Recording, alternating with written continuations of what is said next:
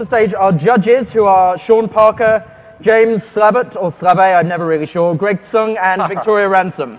Welcome to the stage. James, are you you're Slabbert? Slabbert, you got it. And it went on the phone. It was the Colbert thing. I didn't want to insult you.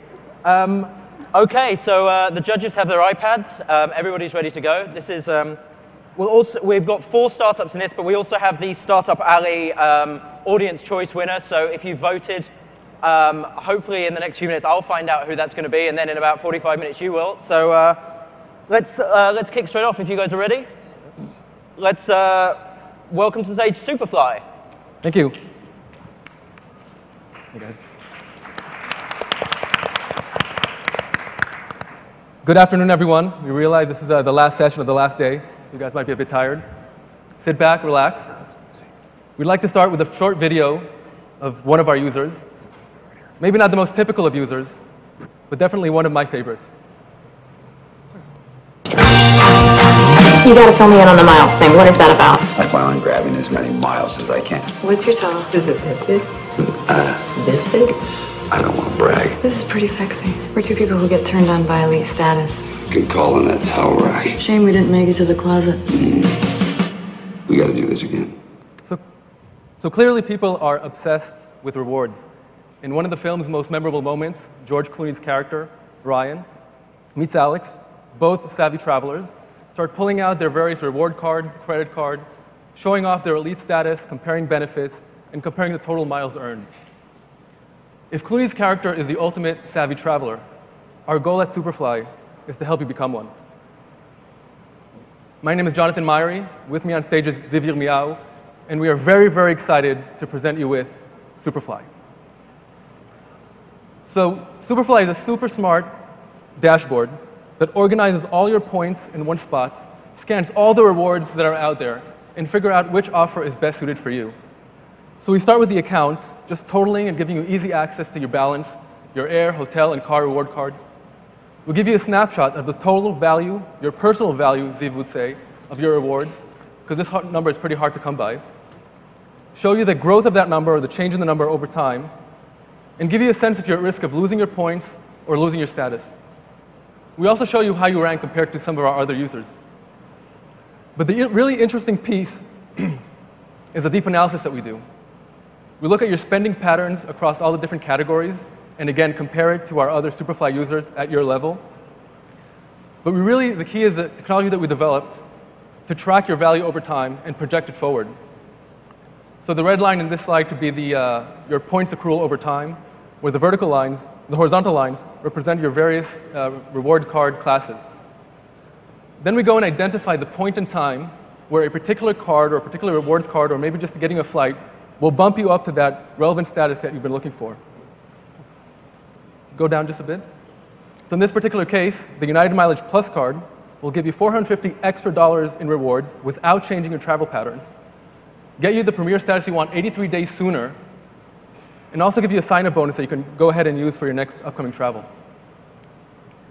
If you click the opportunities and analysis, we actually look at each of your programs, do a deep analysis, and figure out if that's the right program for you. We'll pull that data together with other trends across all our user base to figure out, again, if you're using the right program. We have a dead simple sign-up process where it makes it really easy to add your accounts. Simply put in your account number and PIN code, and we'll put it all together in one area. Once you've accumulated a bunch of points, or you want to just go ahead and plan your next vacation, we will go and filter and figure out which destinations are best suited for you, let you know if you're better off paying with points or cash. And if you do decide outright to just go buy a ticket, we will go bring results from Kayak and overlay them with which offer is best suited for you, not necessarily the cheapest one. So in this case, the Delta ticket, which is more expensive, actually gives you more value, and we'll help to show you why. A few words about the business. One way of looking at what we do is I'm in for travel, only bigger, much bigger. We have a larger addressable user base. We're not confined geographically. There are way more inefficiencies in the market with 17 to 22 trillion unused points, valued at $500 billion and more. And then travel is a much bigger vertical, comprising over 30% of all e-commerce. One slide back. The user model, the business model, excuse me. So we've carefully studied the Mint playbook.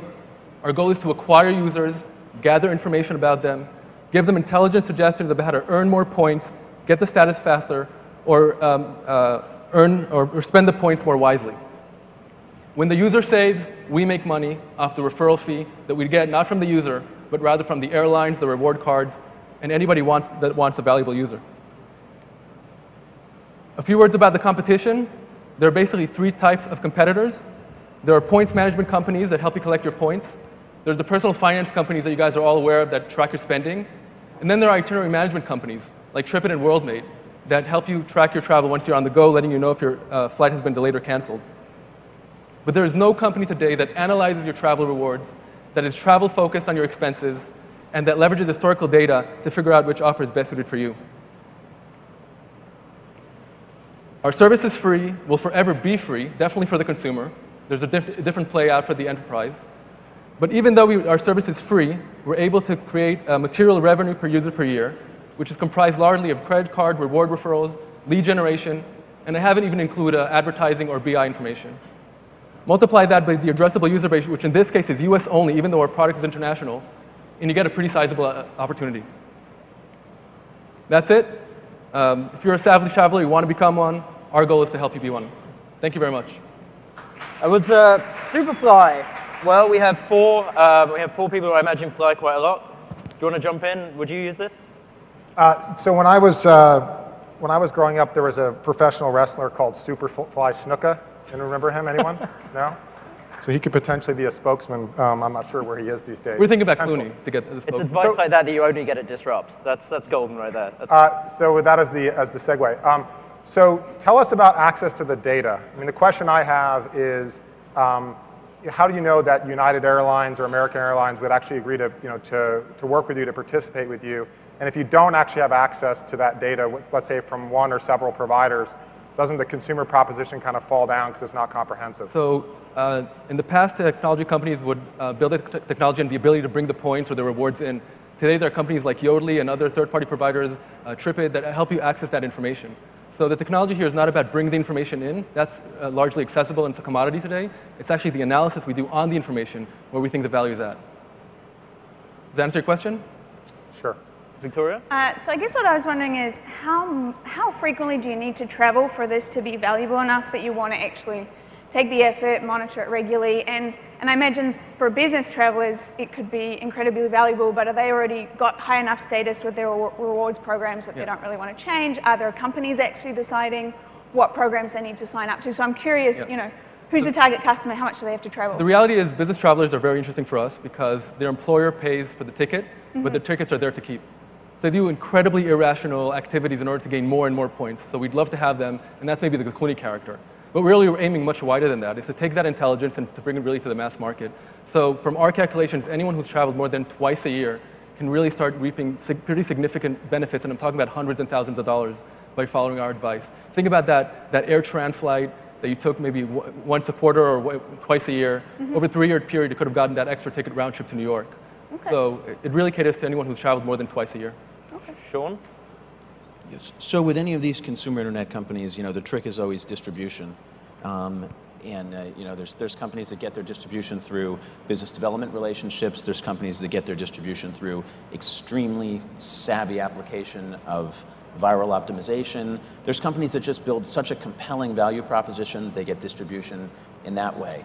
The challenge that I see here is the challenge that every consumer company faces, which is how are you going to get access to a large population of users? How are you going to do that quickly? How are you going to build defensibility in the market? How are you going to get lock-in?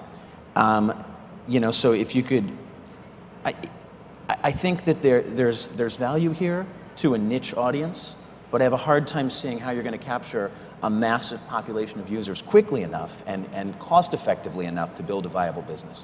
Okay, so is there a question, specific question? I mean, we have an answer about how to get for the 2,000 users, the 10,000 users, the 100,000 users, and the million plus. Our goal at this point, and we've proven it, is that we can get a $30 revenue per user per year. For that first couple of thousand, I can show you my inbox of people who've tried to sign up for the beta and haven't, even when our domain is not up yet. So That's for the 2,000. Then we have a really clear strategy how to get to the 10,000 people. But I think the real reality comes out of the fact that we prove to a person that we save the money.